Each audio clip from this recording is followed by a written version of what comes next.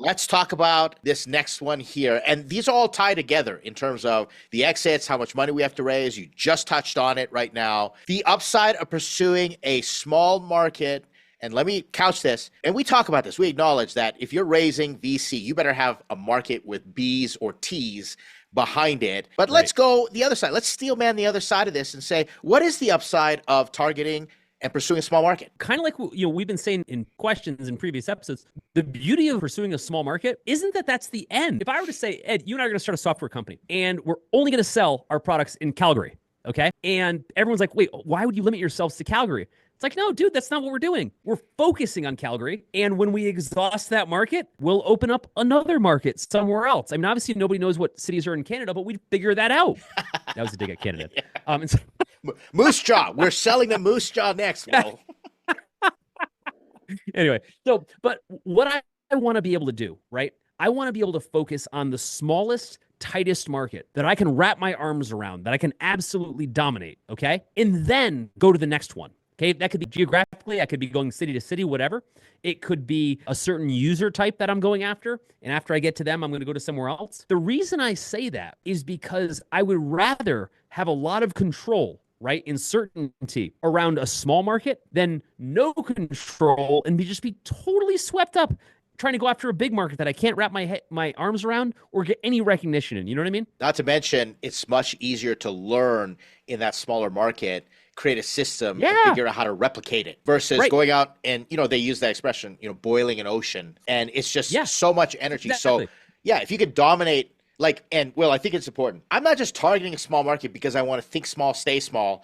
I'm targeting that small market because I want to dominate. I want to be the monopoly in that small market. And let's build on that. Let's say again, Ed, you and I are starting something new, and we're going to go after one particular market. Let's stick with Calgary, okay? We feel like for whatever our product is, that we have a very good market in Calgary to get started, okay? There might be a version where we become the kings of Calgary, right? Like we make so much money in Calgary that we don't have to go any further. Now, some people will say, oh, well, you're being small-minded about it. Maybe, right? There are plenty of people who make an ungodly amount of money. Let me give you an example. I'm in Columbus, Ohio, okay? There is a local newspaper in Columbus, Ohio called the Columbus Dispatch. Now, the Columbus Dispatch has been in the Wolf family for generations, okay? At one point, this is like early 2000s or late 90s, early 2000s, right? I would say probably print media, a newspaper, was at its peak, right? It was about to lose, right? Because, the internet was coming, but it was at its peak. At that time, I have it on good authority that the Wolf family was making $50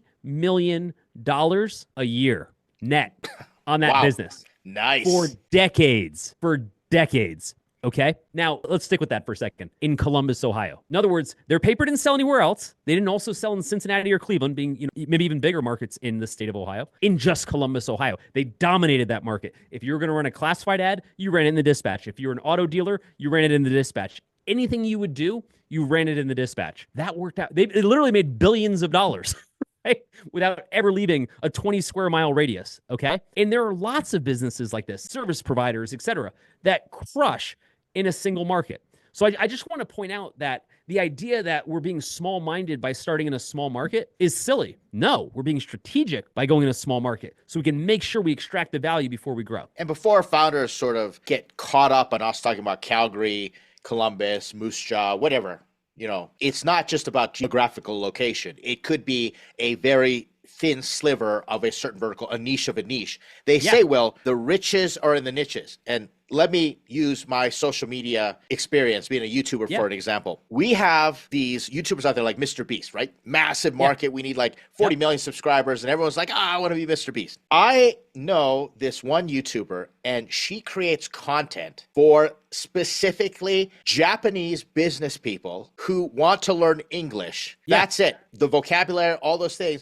And she knows it. And she has like maybe 200-300 subscribers, but because she's selling to such a niche, she's known for it. She found product market fit faster. She doesn't need it anymore. She is so busy, and people would kill. And she doesn't have to break her back making all these YouTube videos and just feeding the algorithm, all that stuff. And so dominated a small market, got the product market fit easy, and it hit the lifestyle that she wanted. Now, truth be told, she could expand to any other culture now that she knows the system, but she's like, I'm good. I had this conversation of all people with my eye doctor, guy that does LASIK, right? This is a local guy. Okay. And we get into it. And I love talking to founders because you talk to a million founders, you get a million stories. He explains to me, and he's very open about it, which I thought was very cool. His business does $5 million in revenue doing LASIK surgeries in Columbus, Ohio, on about 2.5 million in net. 5 million in revenue on 2.5 million. And he doesn't, once again, he's not even in every part of this town. He's on the north part of this town, okay? When he goes on vacation around the country, this is the coolest thing. He and his wife fly their own jet. They both have pilot licenses. They own a jet. They fly their own jet to vacation, okay? This guy never left like a 5 square mile radius of his market. And he owns the company, or he owns the business. It's a great business. I say this to say, you don't, yes, maybe he could have made this like national or international. Didn't need to. That's the point, right? This guy didn't have to go more than 10 miles to fly his own goddamn jet. And I think these small markets are wildly powerful. And again, they're a stepping stone. You get on first base. First base might be enough. Let's compare this or relate this to founders raising money and the investor's perspective. Well, I can tell you a story. This literally happened during one of our cohort meetings, group advisory, having conversations with founder, hanging out, talking. A founder says, I approached the VC and they looked at my market sizing and they said, it's too small. It's not $1 billion business. We don't want to invest. And so now he's trying to figure out how to expand and say, how do I do that? When I go, okay, I'm going to help you with that because he wants to go raise VC money. But inside, I did the calculation and I'm like, dude, you will literally make $20-30 million a year just focusing where you are. Who cares? Figure out another way. But Will, it's this whole thing because we go back and we're saying, I'm going to repeat this just in case someone was watching this clip. Investors have different needs and unit economics targets, and they need you to go to that big market. Some investors say, if there's not $1 trillion number at the end of this market, I'm not even going to bat an eyelash to it. And you know how hard that is because they need that big exit. Yeah, right. At that point, when we're talking about big markets, when people come to us, Ed, and they say, hey, how's my pitch deck look? My market size, is it big enough? We tell them it does need to be big enough. Like, to your point, it's got to have B's and T's, okay? However, that's if you want to build a business for them, right?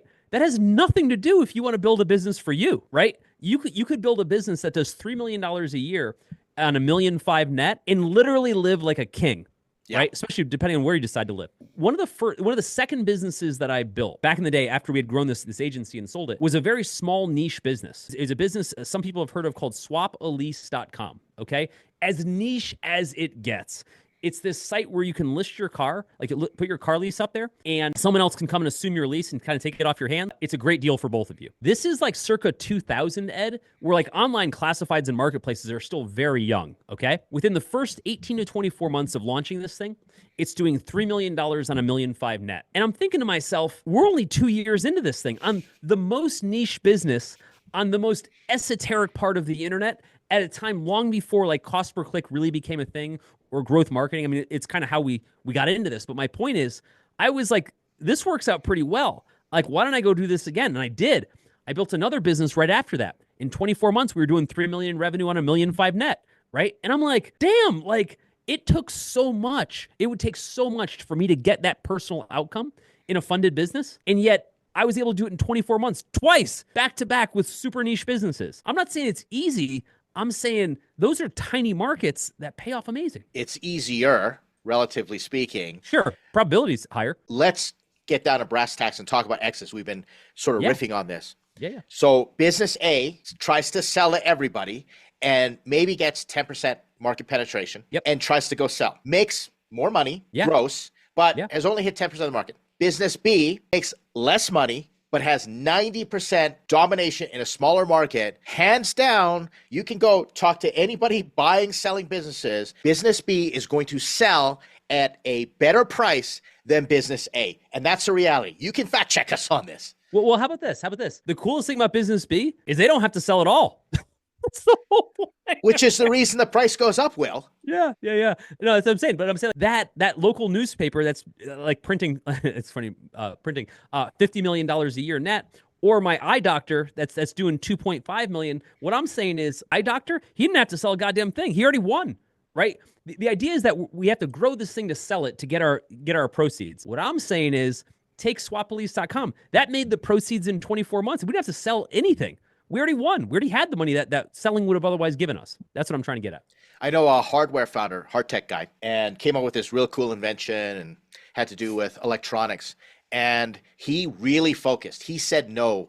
He said, I want to know what my no's are before I know what I say yes to, right? So he managed his business. He told me, he says, Ed, I haven't had to lay anybody off in 20 years. And I was like, that's amazing. And then, you know, by the end of it, he gave his company away. He converted it into a cooperative. And I remember because he built this Monopoly game to teach people how to play Monopoly and learn how to be an owner.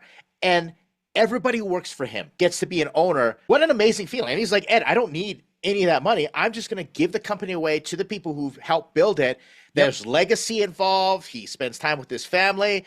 Well, that's a dream for everybody. It helps if you've made a ton of money for 20 years too, right? Like if you banked so much cash that it actually starts to not matter anymore, you get to do cool shit like that. You get to do like all these amazing like charitable things. The point is, you don't have to sell for $1 billion to get there. There are a million routes, literally a million routes to being able to make life-changing money without having a 1 in a million outcome, without having a lottery ticket outcome. That's just amazing. Like these conversations, well, you know, founders don't get to have these conversations. Not enough. It's just a place, and I want to end with this and just have a shout out for everybody. I think I speak for Will when I say we are good if you want to have these types of conversations with us. Like nothing is off limits, I don't think, Will. Do you have any boundaries when it comes to what founders ask you? Zero. You know, so we're experiencing that every single day. And that's what I love about Startups.com, Will. And this is a shout out to you and what you and Ryan Rattan did with Startup Therapy Podcast. You made it so approachable, talking about the things that I didn't hear other people talking about. And I said, man, it's so refreshing to be in a community that talks about this. I agree. And just to like, it's kind of back to sanity, right? Because a lot of the stuff that we talk about, like we help people raise big sums of money all the time, right? So this isn't us being anti VC or IPO. I'm all for it. I'm just pragmatic. I'm like, I just care about your outcome as the founder. I don't care about an investor's outcome. So when you tell me I'm going to bet everything to make an investor a ton of money, I'm like, okay, do you have to? Because you might not. And so I want to make sure, and Ed, I know you feel the same way, that we are optimizing for a founder's outcome. And we're showing them as many paths as possible to getting to an outcome that'll be life-changing for them. Fundraising just happens to be one of them. And we'll help you out with whatever direction you want to go, but let's lay them all out.